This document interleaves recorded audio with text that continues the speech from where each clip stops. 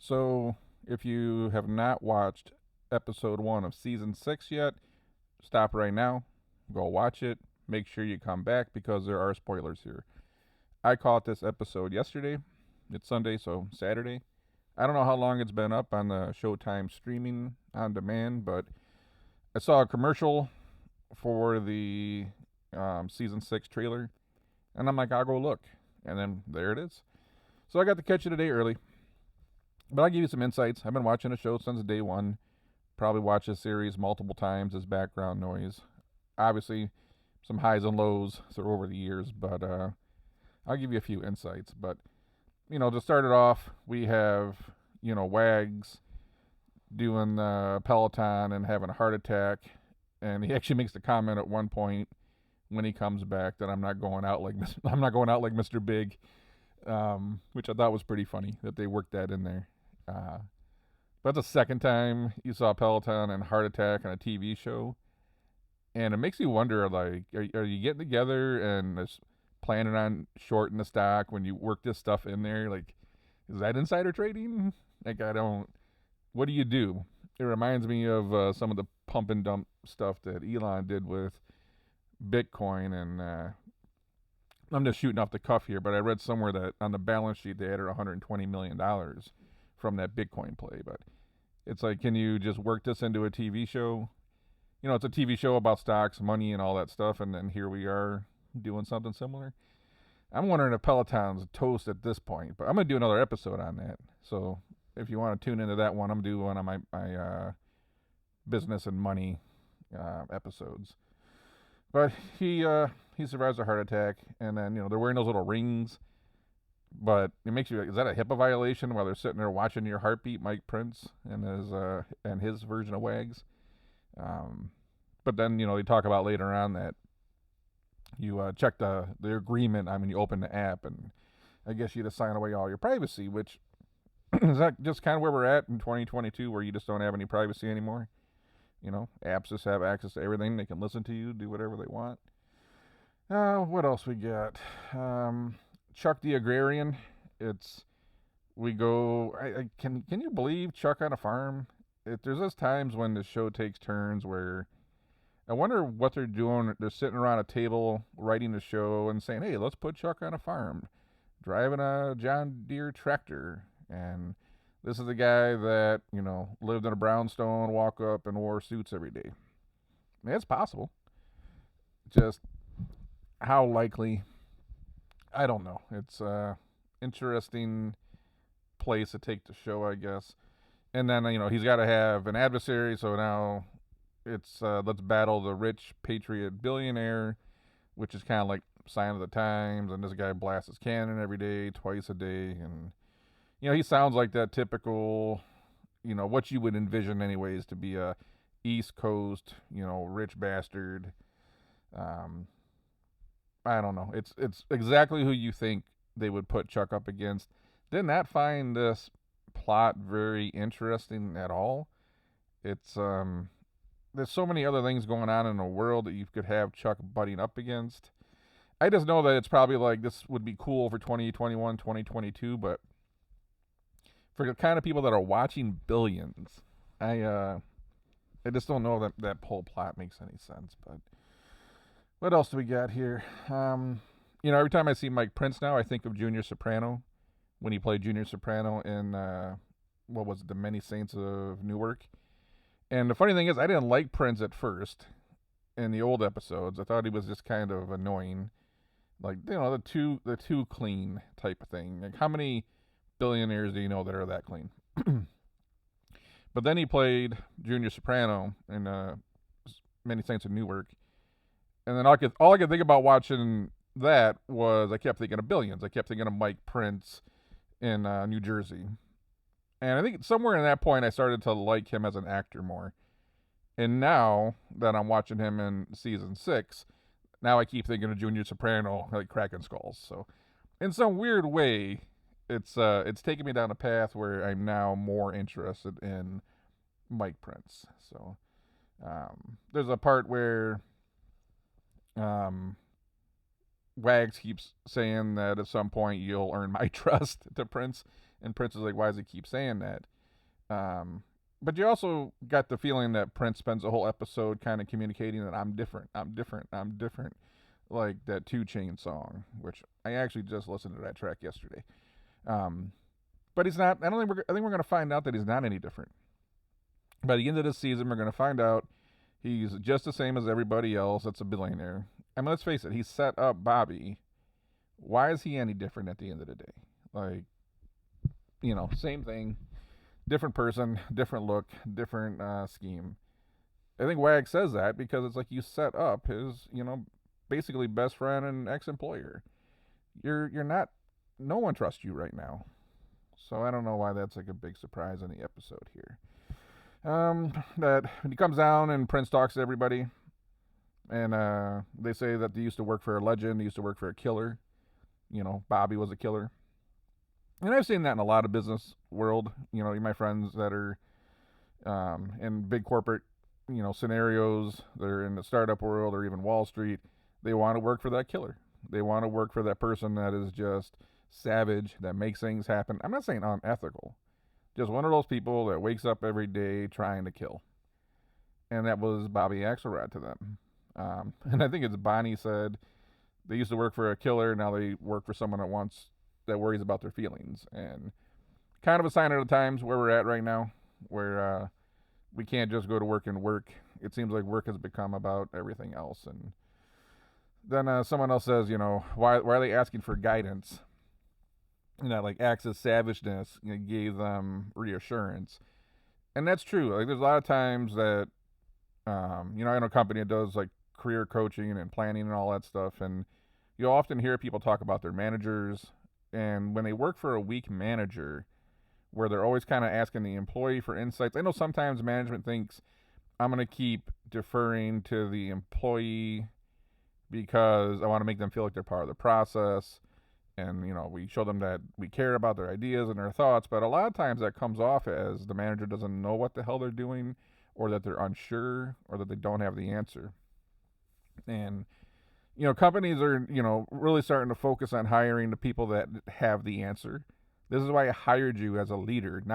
I don't need you to figure it out. I hired you because you've been there, done that. You don't need to like fumble around and try to figure it out. When something happens, you know exactly how to react. So found that to be interesting, kind of when it's compared to real life. That whole episode had me thinking, bring back Dr. Gus. I like Victor. I like that I'm coming to work. I'm just gonna kill it. Like, I'm not like here to make friends. I'm not here to be nice, but I'm not here to be like an asshole either, right? I don't want to disrespect people or talk down to people or be difficult to work with. It's just that we're not at happy hour. I'm here to try to do my job well, build a name for myself, build a reputation for myself, make money, and be a professional. And that's where it's like, bring back Dr. Gus. Let's get the feelings out of here and let's focus on the work.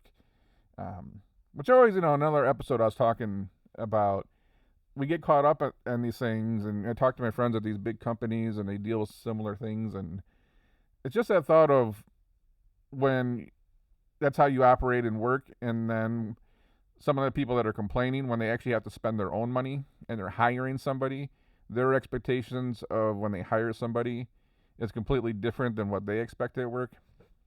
It's always funny when you flip that script. When someone's paying you money, this is just how the game is. Let's see. Prince's references I always thought they used too many old like references. Bobby did this a lot. They were always speaking in pop culture, sports references, and I like some of them. It brings back a sense of familiarity. I can't even say the word today, especially when it's something that you've seen before. Prince's references are just corny. It's boring. I don't like them. Kind of annoying, actually. Chuck shooting Jameson when he goes and sees the mayor, and then he goes down to the bar and he says he gives me a John Barley corn or something. I don't know. But notice the Jameson bottle. Always been a lot of whiskey in this show, and I'm a whiskey fan. Was it season 1, season 2? They were pushing Michter's, and then now I see some Jameson. It's been some great wine in this show too, if you like wine. There was one where they're sitting on a porch, with Mike Prince and Chuck. I think they were drinking whiskey, bourbon, scotch, something. I couldn't figure out what that bottle was. If you know what that bottle is, drop a comment. I'm just curious. What else? You see Sacker. I just feel like if they don't end the show, whether it's season 6 or season 7, with her as Attorney General, I'll be disappointed. She's that person that feels like he still has some kind of moral compass, makes everyone else in the room look dumb. I just want to see her go crush it and, give some hope that we don't got to deal with people like Chuck for the rest of our lives in this world. What else we got here? Saw Mike Prince. I think he pulled up in a Tesla to Chuck's house when they were drinking that whiskey. It is one of those things like, how much planning it goes into. Like, of course, Prince would drive a Tesla, right? It's the billionaire who's kind of like, I'm not going to do billionaire things, but billionaires still do billionaire things. Rich people still do rich things. It's just a lot of outward facing things that try to convince you that they're just better people. Let's see what we can do. Oh, at the end there, when Mike cut all the investors loose, except for the one fire fund. Interesting way, because now the team seems like they start to respect him because he was kind of savage. He was willing to do something that was completely atypical instead of just taking any dollar you can get. I'm curious to see, as they were walking up the stairs, they're like, well, we hope this attracts more billionaires. Maybe that plan doesn't work and this whole thing comes crashing down by the end of season 6. We'll see. But that type of mentality, a complete flipping of how they do business, it seemed like that earned the respect of everybody. But they're going to be trading right now with, two-thirds less money, so I'm curious to see where that goes. And can they sustain the returns that Bobby was doing with all that dirty stuff? Mike said he wanted, more liquidity and faster returns than what the PE, industry brought him, but can you do that being completely clean? I just wonder if by the end of season 6, if he starts to get a little dirt on his hands, because the pressure's going to be there to perform. It's competitive, and we will see. I don't know if I said this earlier or not, but the Mike Prince Capital, whatever logo, if you just quickly glance at it, it looks like a Minecraft character. I'm just wondering if Showtime went out to like Fiverr.com and asked them to create a Mike Prince logo for $5. It got it done, right? And then something that I might have talked about on other episodes, but Ryan, like, she's always got that smirk on her face no matter what's going on. It's the same kind of like grin, laughing smirk the whole time. And I think her character's great because for who they're trying to portray, I think she kills it. It reminds me of those people that you go into a bar, like these like super nice gastropub type joints that they spend $1 million trying to make the place look like a dive bar. And then you got people in there that are eating, $12 truffle fries and drinking $10 IPAs. They're all dressed in Carhartt, like they're working class people who've been pounding on concrete all day. But in reality, they make $250,000 a year as an analyst for some venture capital fund. So that's that vibe that I get from her. But this whole, whether they were in the boardroom or in the meetings, she got that same smirk, and it's like, as a character, it's annoying, and at the same time, it's for who they're trying to portray, she just kills it. And in the end, Chuck riding up on his John Deere tractor and got the whole mob of people with the sickles. I mean, because of course you show up to, your neighbor's house with sickles. Shutting down the guy with the cannons, the annoying patriot billionaire, which, I mean, it is annoying. He's firing the cannons twice a day. But of course, Chuck with his moral superior high ground has to go to the extent of, planting turtles and bribing this other guy to do a report. And it's a continuation of Chuck being a crappy person, thinking that whatever he does justifies the better outcome. And I think that's a whole lot of what's going on in our world right now. From politics to everything in between. It's we're going to do terrible things as long as we think it's for the greater good. And that's where we're at in 2022. So Chuck hasn't changed. 6 seasons in, thinks he's better than everybody else while he's out there doing grimy stuff, getting his hands dirty. And I have to imagine at some point he gets sunk too, just like Bobby did. Right now, I'm hoping. I've not looked. I don't know if they've renewed for season 7 or if they're going to. I'm hoping that Prince is this filler for season 6. We're going to have to watch all this, whatever manufactured stuff they come up with, such as Chuck going full on agrarian, taking a sabbatical out in the farm. I don't know if you ever done any of that stuff or worked on a tractor or ran a tractor, but you just don't show up one day and start growing corn. But anyway, it's kind of comical. But I'm hoping we get through season 6. We know that Damien left because I think his wife passed, so he's out for this season. But I just wonder if we get to season 7, can Bobby come back? Mike Prince kind of craps the bed towards the end of season 6 anyways.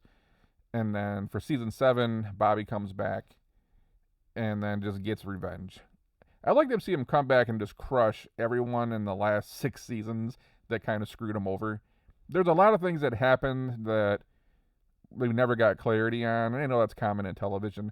The Sopranos, whatever happened to the Russian guy that was in the woods in the Pine Barrens episode. It's very common for TV to not give you the closure.